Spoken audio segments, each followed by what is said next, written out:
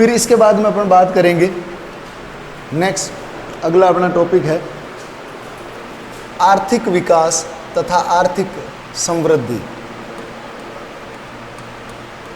आर्थिक समृद्धि तथा आर्थिक विकास, economic growth and economic development, economic growth and economic development, यानी कि आर्थिक समृद्धि और आर्थिक विकास। अब देखो, आर्थिक समृद्धि और आर्थिक विकास के संदर्भ में अध्ययन करने से पूर्व, आर्थिक समृद्धि और आर्थिक विकास के संबंध में अध्ययन करने से पूर्व हम 3 शब्दों को डिस्क्राइब करेंगे। सबसे पहला शब्द आता है जिसको अपन कहते हैं वृद्धि। लगभग सभी लोगों को पता है वृद्धि किसको कहते हैं। फिर इसके बाद में दूसरा शब्द आता है समृद्धि, और तीसरा शब्द है विकास। तीसरा शब्द है विकास। इन तीनों शब्दों को जब अपन डिस्क्राइब करते हैं तो वृद्धि की सीधी सी परिभाषा है मात्रात्मक बढ़ोतरी। अब मात्रात्मक बढ़ोतरी का मतलब क्या हुआ? वृद्धि का सीधा सा मतलब है मात्रात्मक बढ़ोतरी। अब मात्रात्मक बढ़ोतरी का मतलब क्या हुआ? कोई व्यक्ति है, उसकी सैलरी 5,000 रुपये थी, वो बढ़ करके और 7,000 हो गई। कौन सी वृद्धि है ये? मात्रात्मक बढ़ोतरी, या इसको अपन क्या कह सकते हैं? वृद्धि। कि फलाना व्यक्ति की आय है वो बढ़ गई, यानी कि उसकी आय में क्या हो गई? वृद्धि हो गई। फिर इसके बाद में अपन बात करते हैं समृद्धि। समृद्धि में भी मात्रात्मक बढ़ोतरी होती है। समृद्धि की यदि परिभाषा की बात करूं या समृद्धि को समझने के लिए मैं बात करूं तो इसमें भी मात्रात्मक बढ़ोतरी को शामिल किया जाता है। लेकिन ये जो मात्रात्मक बढ़ोतरी है ये निरंतर होनी चाहिए। किस प्रकार की होनी चाहिए? निरंतर, यानी कि कंटिन्यूस होनी चाहिए। अब जैसे अपन बात करें, एक एग्जांपल लेते हैं। फर्स्ट ईयर व्यक्ति की इनकम है 5,000 रुपये, दूसरे साल 7,000 रुपये, तीसरे साल 6,000 रुपये, तो इसको अपन समृद्धि में शामिल नहीं कर सकते हैं। देखो 5 से 7 हुई, ये तो वृद्धि हो गई, 5 से 7 हुई वृद्धि हो गई, लेकिन पुनः 7 से 6 हो गई, तो यहाँ पर क्या हो गई? कमी हो गई। यानी कि जब निरंतर वृद्धि होती है उसको अपन क्या कहते हैं? समृद्धि की श्रेणी में शामिल करते हैं। निरंतर वृद्धि को किस में शामिल करते हैं? अपन समृद्धि में शामिल करते हैं। तो वृद्धि की परिभाषा मात्रात्मक बढ़ोतरी, समृद्धि की परिभाषा मात्रात्मक बढ़ोतरी प्लस निरंतर, लगातार होनी चाहिए। और तीसरा है विकास, और विकास में मात्रात्मक बढ़ोतरी के साथ साथ गुणात्मक बढ़ोतरी भी होनी क्या है? आवश्यक है। तो मात्रात्मक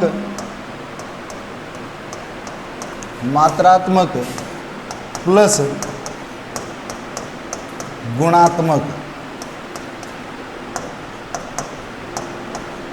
बढ़ोतरी, यानी कि मात्रात्मक के साथ साथ गुणात्मक बढ़ोतरी भी होती है, तो उसको अपन किस श्रेणी में शामिल करते हैं? विकास की श्रेणी में शामिल करते हैं। बिल्कुल एक छोटा सा एग्जांपल लेते हैं। व्यक्ति की आय 5,000, फिर 7,000, फिर इसके बाद में 8,000, फिर 10,000 और फिर 15,000, तो लगातार बढ़ रही है, तो समृद्धि की श्रेणी में शामिल हो गया। यानी कि व्यक्ति की इनकम जब लगातार बढ़ती है तो वो कौन सी श्रेणी में शामिल होता है? समृद्धि। यानी कि यहाँ पर समृद्धि हो रही है कि नहीं हो रही? समृद्धि तो हो रही है, लेकिन व्यक्ति की इनकम बढ़ रही है, लेकिन उसका जो लिविंग स्टैंडर्ड है उसमें किसी भी प्रकार का परिवर्तन नहीं आया।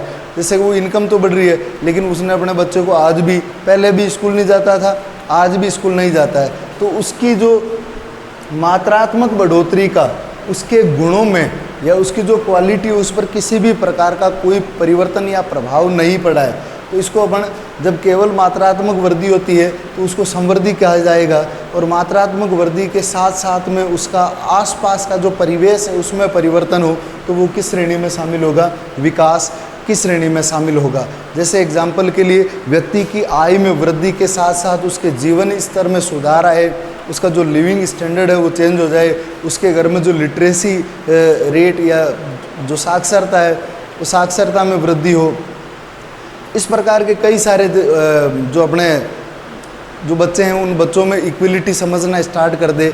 ये सारी चीज़ें जब परिवर्तित होती है तो वो किस श्रेणी में शामिल होता है, विकास की श्रेणी में शामिल होता है। तो ये हमने एक सामान्य परिभाषा ली थी, समवृद्धि किसको कहते हैं और विकास किसको कहते हैं। समवृद्धि में केवल मात्रात्मक बढ़ोतरी होती है, विकास में मात्रात्मक प्लस गुणात्मक बढ़ोतरी दोनों शामिल होती है।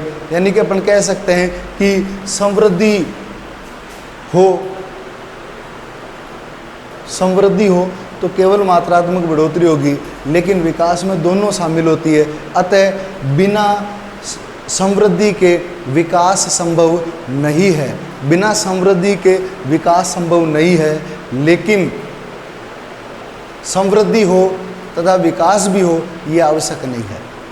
इसके बाद में अपन बात करेंगे हमारा जो टॉपिक है जिससे एग्जाम में क्वेश्चंस पूछे जाते हैं, आर्थिक समृद्धि तथा आर्थिक विकास, economic growth and economic development. अब देखो आर्थिक समृद्धि और आर्थिक विकास के बारे में अपन अध्ययन करेंगे।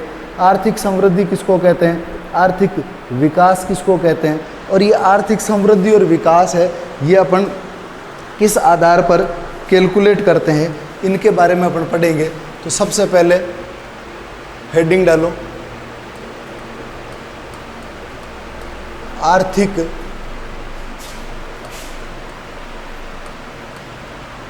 समृद्धि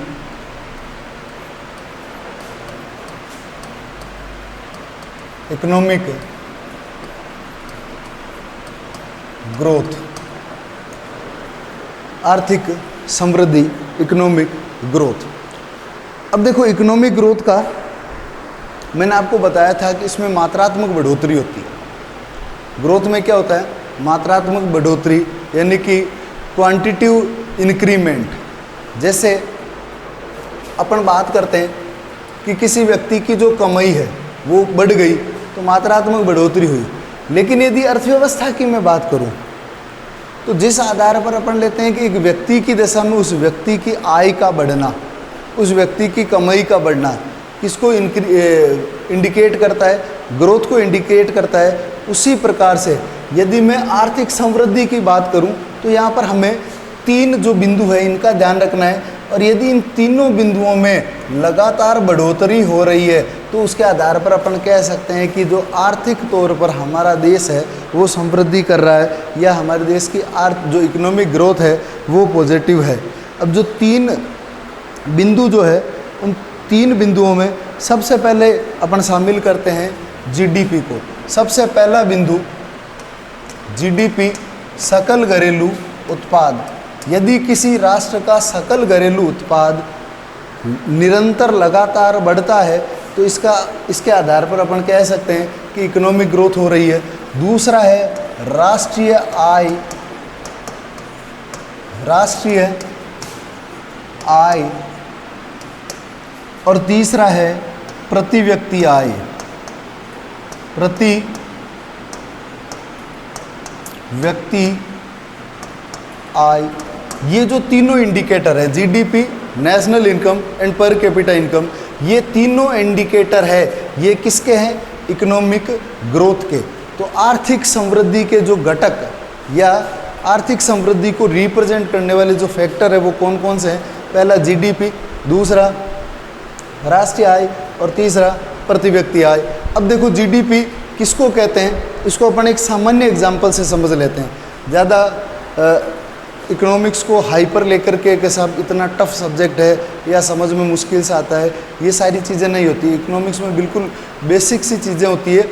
तो अपन एक एग्जाम्पल लेते हैं, उस एग्जाम्पल के आधार पर जो ये तीनों बिंदु हैं इन तीनों बिंदुओं को अपन आराम के साथ में क्लियर कर सकते हैं। एक एग्जाम्पल है कि किसी गांव में एक गांव है, ठीक है। अब इस गांव में एक परिवार रहता है और उस परिवार का जो मुखिया है वो कौन है? राम। इस परिवार का जो मुखिया है वो कौन है? राम। और इस राम के 3 पुत्र हैं। कितने पुत्र हैं? 3 पुत्र हैं। और 3 पुत्रों के साथ में इसके 2 पौत्र हैं। यानी कि टोटल अर्निंग करने वाले या इस घर में कमाने वाले लोगों की संख्या कितनी है? 5। तो कमाने वाले टोटल कितने हैं? 5 लोग हैं। अब ये जो पांचों लोग, इसकी सैलरी है 10,000, इसकी है 20,000, इसकी है 7,000, 13,000 और 25,000। तो 5 लोग महीने का कितना कमाते हैं या साल भर में इनकी कमाई कितनी है? 75,000 रुपये। तो ये जो ग्रोस अर्निंग है इनकी, इसको अपन कहेंगे, क्या कहेंगे? जीडीपी। ग्रोस अर्निंग है, इसको अपन क्या कहेंगे? जीडीपी या सकल घरेलू उत्पाद। ये तो एक परिवार के आधार पर एग्जाम्पल लिया। अब यदि भारत की जीडीपी की बात करें तो भारत में क्या होता है कि जितनी भी जो वस्तुएं और सेवाएं उत्पादित होती है, किनकी बात करेंगे अपन? वस्तुएं और सेवाएं जो भी हमारे देश के अंदर उत्पादित होती है, उन सभी वस्तुओं और सेवाओं का जो योग है उसको अपन किसके रूप में शामिल करते हैं? सकल घरेलू उत्पाद के रूप में। अब देखो ये ग्रोस अर्निंग है, इस ग्रोस अर्निंग को हमने जीडीपी मान लिया, ठीक है। ग्रोस अर्निंग को हमने क्या मान लिया? जीडीपी। फिर इस ग्रोस अर्निंग में से कुछ खर्चा भी होगा परिवार को चलाने के लिए। तो इस परिवार को चलाने के लिए मान लो इसमें से 45,000 रुपये खर्च हो रहे हैं। अब शेष क्या बचा? 30,000 रुपये। तो ये 30,000 हमारे देश की नेट अर्निंग है, या अपन कह सकते हैं कि ये क्या है? राष्ट्रीय आय है।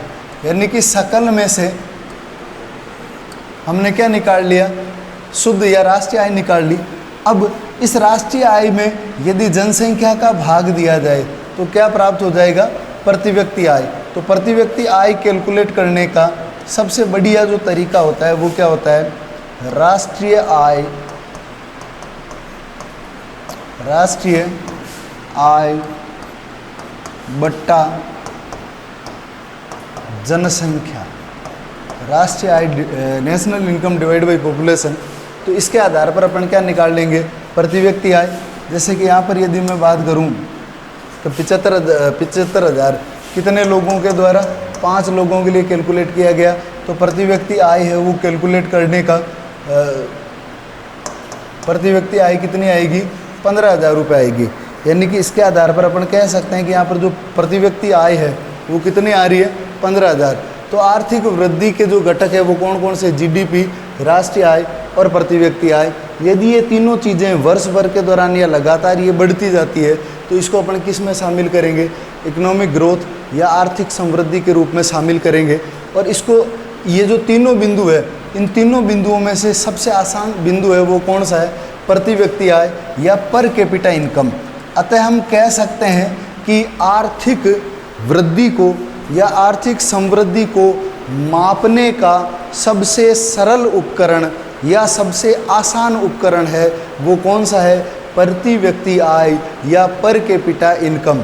सवाल पूछ ले परीक्षा में, एग्जामिनर यदि एग्जाम में सवाल पूछ लिया जाए कि आर्थिक समृद्धि का सबसे आसान घटक कौन सा है, कैलकुलेशन में सबसे आसान घटक कौन सा है, तो आपका उत्तर क्या होगा? प्रति व्यक्ति आय। और सर्वाधिक प्रचलित घटक कौन सा है? तो भी आपका उत्तर क्या होना चाहिए? प्रति व्यक्ति आय।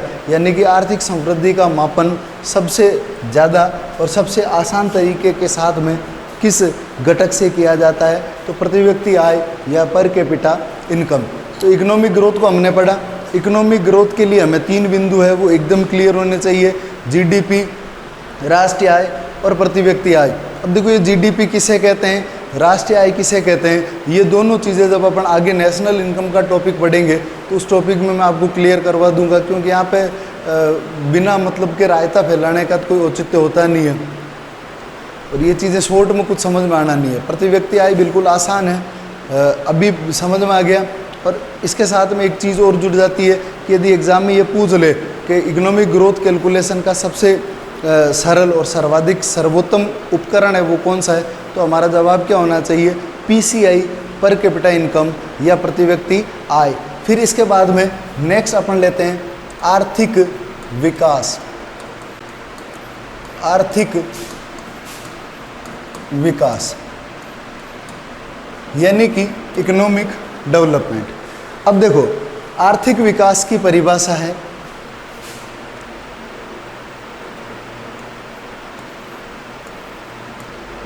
जब किसी राष्ट्र की GDP, NI और पर कैपिटा इनकम PCI में लगातार वृद्धि हो, जिससे उस देश में साक्षरता यानी कि लिटरेसी, साक्षरता में वृद्धि, साक्षरता दर में वृद्धि प्लस गरीबी प्लस बेरोजगारी दरों में कमी हो, पोषण स्तर में सुधार हो, पोषण स्तर में सुधार हो यानी कि कुपोषण की क्या हो, समाप्ति हो, लोगों का जो जीवन स्तर या लिविंग स्टैंडर्ड है, जीवन स्तर में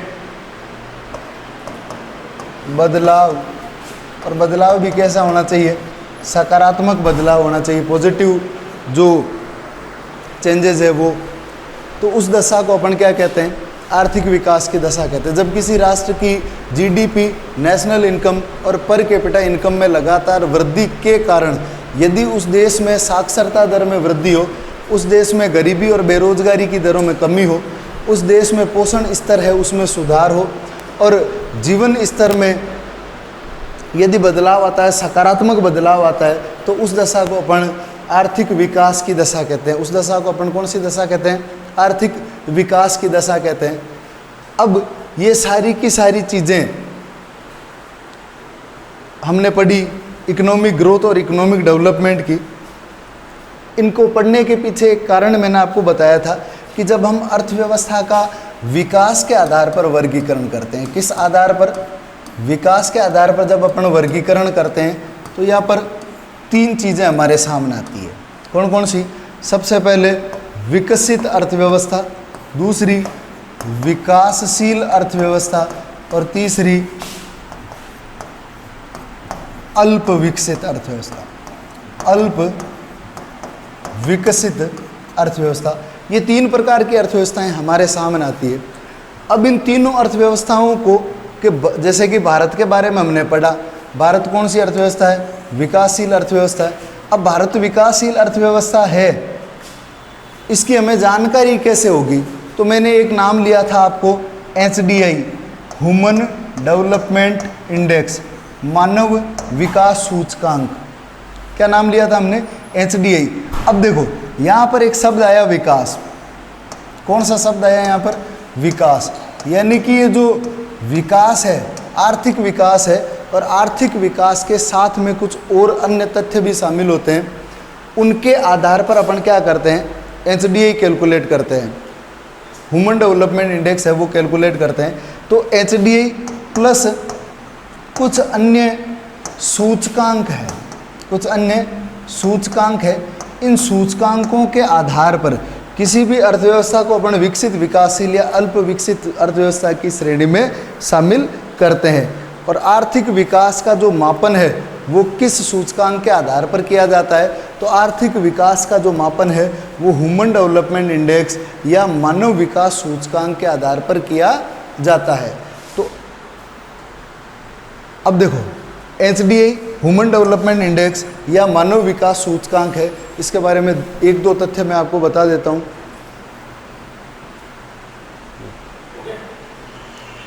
एक दो तथ्य आपको बता देता हूँ। ह्यूमन डेवलपमेंट इंडेक्स या मानव विकास